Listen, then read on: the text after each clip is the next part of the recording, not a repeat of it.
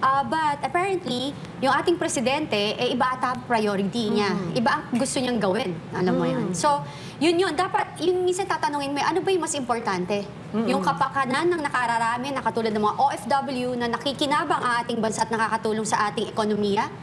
O yung mga hindi ko naman minamaliit yung event dyan sa UN and everything. But right now, we're in crisis. Even though sinasabi nila, wala pa naman dito sa atin ang gera, pero intay pa ba nating dumating ang gera bago tayo maghanda? Oo. Prof. Balu, eto mainit ngayon na usapan yung pagpunta ni Bongbong Marcos sa UN. Siyempre, sa konteksto na ay crisis ngayon, di ba? Dahil sa oil price hike, dahil sa mga OFWs na nasa stranded, na sabi may repatriation, pero nakita kong isang nagsabi doon sa Facebook niya na wala naman daw silang repatriation, sarili nilang pera ginamit nila pa uwi. Ano po naman ang reaction niyo doon sa visit at sa speech ni BBM sa UN Commission on Women? Alam mo, Attorney Guanzon, sa totoo lang, unang-una, pag mayroong krisis, ang leader kailangan nasa bahay. Kailangan inaasikaso ang mga problema dito. Pangalawa, alam mo, ikaw, expert ka sa women's advocacy, no? Sa women's rights.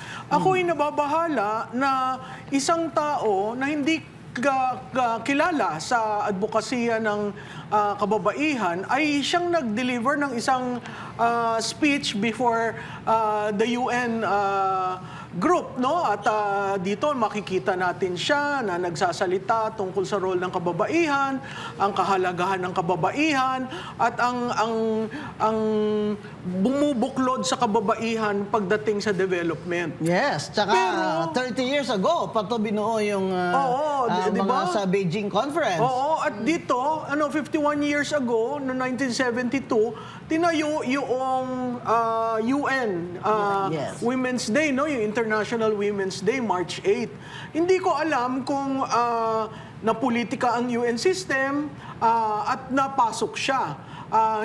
Pangalawa, na napakahalaga sa akin, Ms. Binag, yung sandali lang, meron tayong krisis, hindi mo nga nakukuha yung mga Pilipino. Samantala, ang Singapore at Spain, nakapagpadala na ng eroplano. Siya naka-private jet? Oo, di ba? So, kung susumahin mo yung expense, sa totoo lang, pwede ka magpadala ng eroplano diyan sa bansa, sa Middle East, para mo malipon yung mga Pilipino para out of harm's way. Pero nakita natin, di ba yung isang empleyado sinabi, sige, isumbong nyo kahit sinong sumbungan nyo, wala kaming pera. Walang pinapadala yung Maynila, sabi niya. Sa totoo lang rin yun, no? Nagsasabi yung government employee na yun, at ang balita ko sa Senado, sinabi ni Secretary Kakdak, naalis na.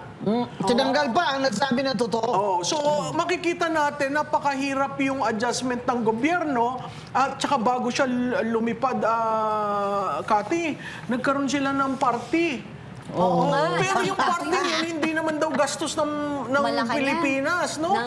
Kahit na, biro mo parang yan yung, kumbaga, nasusunog na ang Roma. Nagpa-party ka. Si Nero, nagpa-party pa. Diba? So, sa totoo lang, sinong gumastos at kung hindi ang gobyerno ang gumastos, bakit naman kayo nagkaroon ng party? Sa loob ng Malacanang? At ang mali doon, sa akin naman, is insensitive. Sa totoo lang, napaka-insensitive na ang dami nating OFW sa iba't ibang parte ng mundo na ang mga pamilya nila dito sa Pilipinas ay nag-aalala.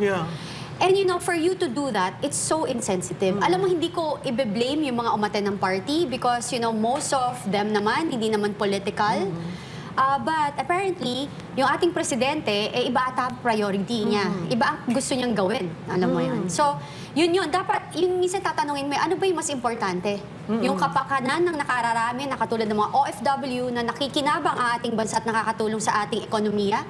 O yung mga hindi ko naman minamaliit yung event dyan sa UN and everything.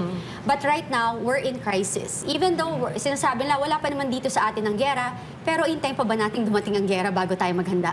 Oo, tama yun, no? Kasi kita mo naman ang pila sa mga gasolinahan. Hindi pa nagkikick in yung bagong presyo. Pumipila na sila, hindi pa nagkikick in yung bagong presyo. may nag-advance na. Exactly. So, That's sa yung gusto totoo kong lang, tanungin yun eh. Di ba? Ano nangyari? DOE, bakit? Sabi nila may 55 daw show cause order. Ngayon ko ay mag-show cause order ngayong araw na ito na ang presyo ay pataas na.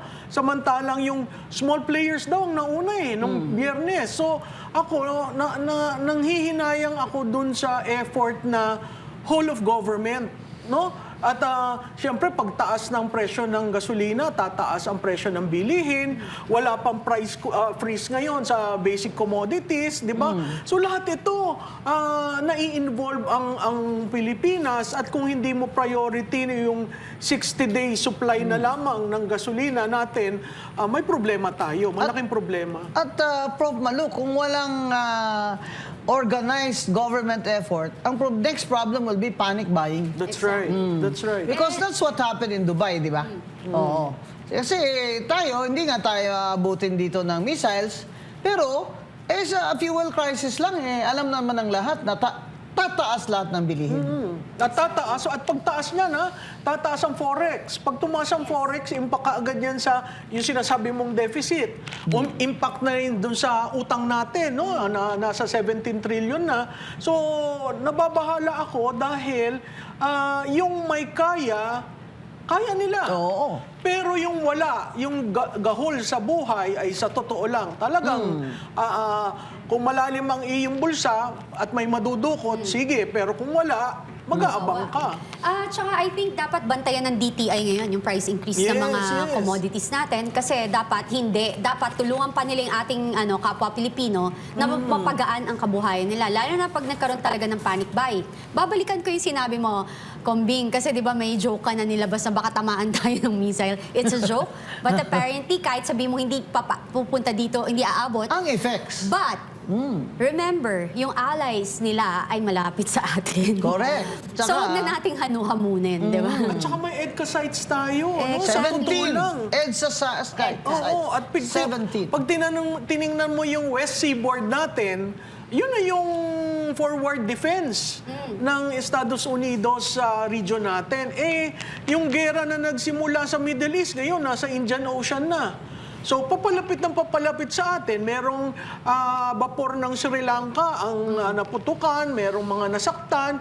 Sri Lanka, malapit na yan sa ASEAN. So, palapit at hindi natin nakikita ang sigalot ay titigil. At ang oil reserves, sabi ni BBM, ay para sa 60 days lang. Oo. Or even less. At biro mo, Attorney Bing, no, yung ating Pangulo, mag-a-attempt pa na mag-peace negotiate. Saan? Doon daw sa UN. Kasi umihingi siya doon ng isa niyang punta doon ay para magkaroon tayo ng non-voting seat sa national security ng council ng UN. Ako naman, maliit lamang tayong bansa.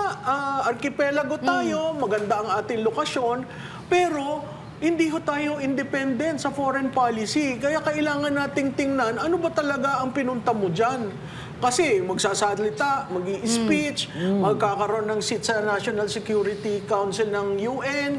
Ano ba talaga? Kasi... Tingnan mo lahat nagsasalita doon na Prof. Malo, puro babae. Oo. Siya lang yung lalaki doon, tapos... At saka head of state. Oo. Diba? Saka sa mga ibang bansa, kung lalaki ang president, sa mga ganitong UN Commission on Women, yung babaeng vice president na ipapadala niya. Yes, Ngayon, sinimulan mo yan, ha? Sa totoo lang.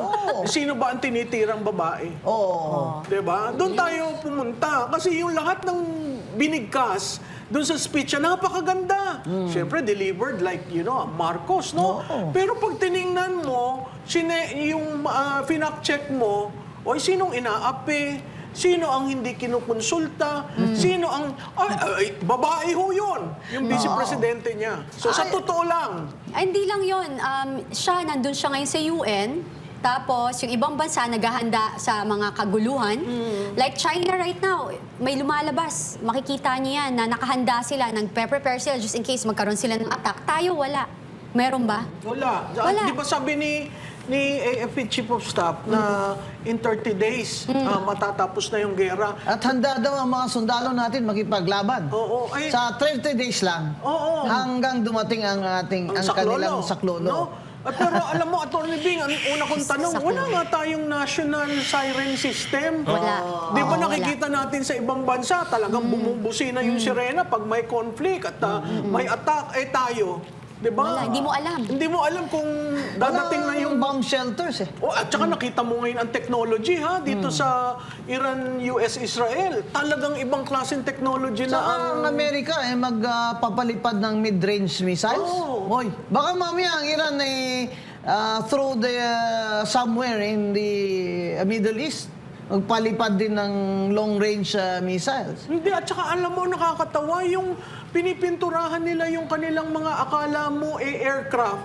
Pero pintura lang yon na pinalilipad na decoy. Tapos ang bumabaril, milyon-milyon na armaments ng US. Yes. Kaya makikita mo yung parang David and Goliath pa rin yung labanan sa Yeah. Middle East. Pero talagang matindi rin ang Iran, no? Matindi rin matalino. ang kanilang pakibakbakan na sana naman dumating na rin dun sa kapayapaan dahil Yes. napakahirap sa mundo. At surely, ang Nakakalungkot. kapayapaan na yan sa digmaang ito ay hindi manggagaling sa mga pahiwatig o request ni BBM. Kasi sino ba naman ang makikinig sa presidente ng Pilipinas na alam naman nila ng lahat ay nag-host ng 17 EDCA sites.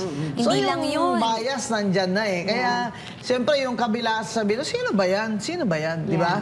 So, ang ano natin is, this conflict looks like if this lasts longer than 30 days, we are in trouble. Yeah.